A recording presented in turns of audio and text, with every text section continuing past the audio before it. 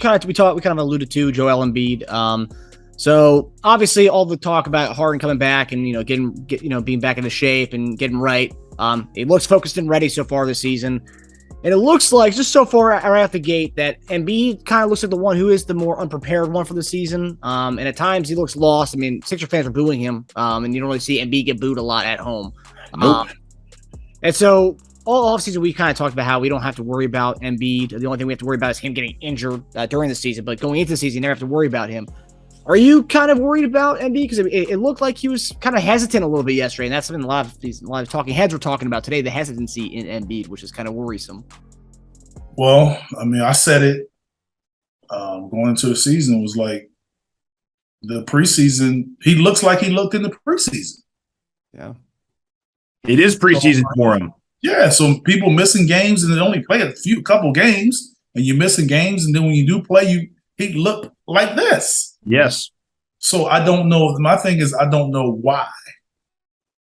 Why is it that your conditioning is down? Why is it that, are you injured? Like, what is it?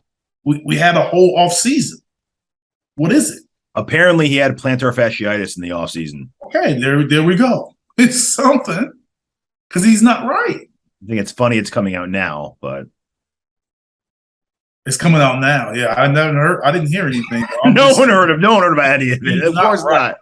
That's what I'm saying. So I did say going into maybe our episode going into the season that I'm like, okay, well, I ain't looking the preseason. I don't know. And I'm seeing that same player. It looked like the regular season for everybody. It looks like preseason for him. He doesn't look dominant. And not focused. Not from a talent standpoint. It looks from a mentality. Exhaustion. Not really like it's a conditioning, but not a conditioning from being out of shape, but a conditioning from the conditioning that it takes to consistently dominate. Mm-hmm. He settles. I thought he settled on shots. And a half step too slow on decision. On the perimeter more. Like he's chasing down balls, he's doing stuff. But I just think there's something going into the season wasn't right. And like you can hold guys out in the preseason all you want. But at some point, they're going to have to establish that, hey, I'm here. Yep. Yep. I can see it. So where I expect him to be better and get better.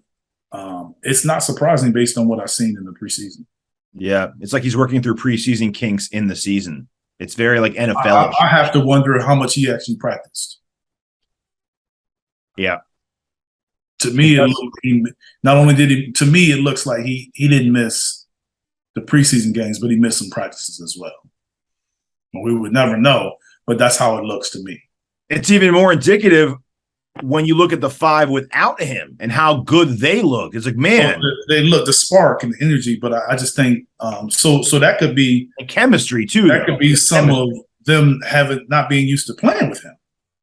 Yeah, no, totally. That's what I'm saying. So it's like, but those are all new teammates themselves. But they also have to play differently when Joel's in there. They're more stand guys. Mm-hmm. Yeah, they're more movement guys. They're more movement when he's not.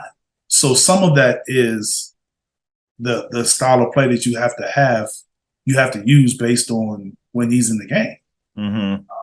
And I think they could probably do a combination of still some of that when he's in there. But, it's easy for guys to just be like, okay, I'm just stand over here. We got 3 guys, 4 guys that's going to score. I'm just here. So, is that part of the problem of having such a top-heavy team? Like you have so many guys who are, who heard Doc's pecking order, 1, 2, than everyone else. You say that, but, Golden State has won 4 out of the last whatever championships having a top-heavy team. Yeah. Top-heavy guys are really, really good, though. And they defend. And everybody define their role, and they play. That's a big difference. They play. So you can say that, but people have shown you that it works. So I think, but one of their best players is a glue guy, though. We don't have one of our best players is not a glue guy. Yeah, but them saying they still have top heavy guys as far as either like last year they had or the year before that. I was including KD. That team. Okay. I wasn't even including Draymond, Clay, Steph, and KD.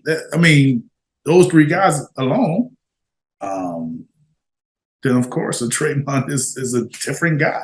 Yeah. To have him, it's not a lot of those in the league. Mm-hmm. Do a lot of the stuff that he does, but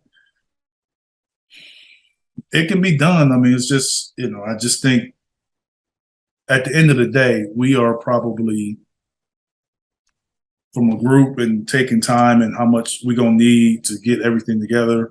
We are not further along than I expected us to be. Yeah, me too. Yeah. Should we be worried about Embiid long-term wise this season, or no? He'll get right. No, he'll come around. I mean, unless some kind of injury is worse than we've been told. But if it's not that, then he'll definitely come around. It's just, he's behind. I just think he's like 3 weeks behind everybody. I just think that his camp was probably more limited than we were led to know. Yeah. Yeah. Yeah. I just feel like he's behind. It's like when you watch like NFL players who like skip the camp and then come in through like they're just not right the first couple of weeks, and all of a sudden they look like themselves again. I get that sense from like Embiid that he's just 3 to 4 weeks behind everybody else, and come December, come late November, he'll look like how everyone else looked.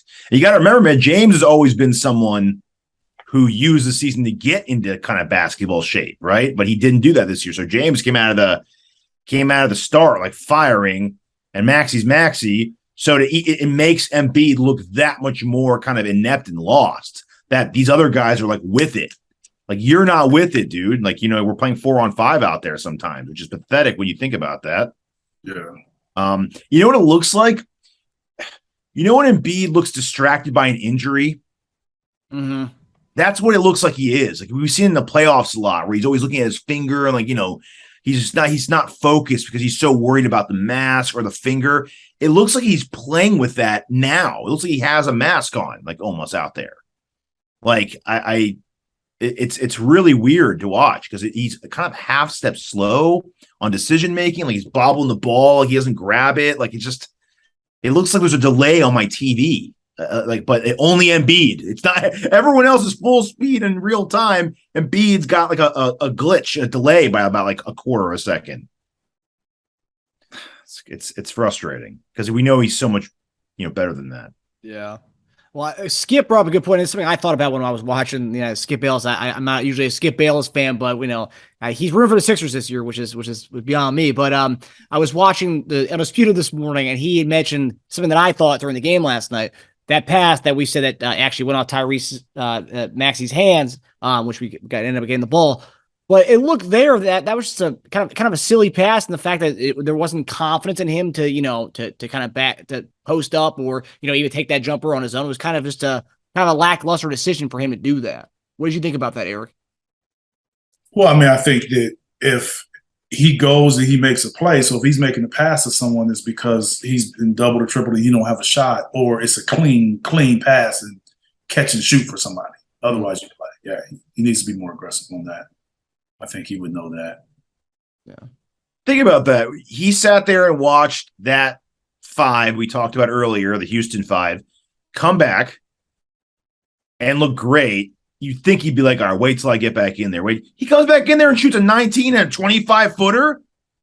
That's it the rest of the game? Like, after all that, sitting there watching like your teammates dominate without you on the floor, you think you come back in and be like, all right, I got 5 minutes. I know I'm not conditioned, but I got 5 minutes to just tear up the middle and the paint and dominate for like 5 minutes. You can also be pissed off that he was sitting there and only had 5 minutes. Well, I mean, you can't be pissed off when you see the result and when he came back. It's like the proof's in the pudding, dude. I'm just saying, man. I played in that league for a long time. I'm not saying that's what he did. I'm just saying. Possibility is what you're saying. Yeah. But and different players, right? They react differently when they're pissed off. Just Some guys saying. kind of get. That's all I'm saying. Yeah, and him in his past, actually, watching Embiid, when he gets pissed, he actually kind of gets like disengaged and like doesn't care. Like, he cares less instead of being like, all right, I'm going to take this out on you, Brook Lopez. Give me the ball. Watch now. He's kind of more of like a whatever. Okay. So yeah. And Lopez did block him a few times around the rim last night. That was yeah. I'd be furious if I was Embiid.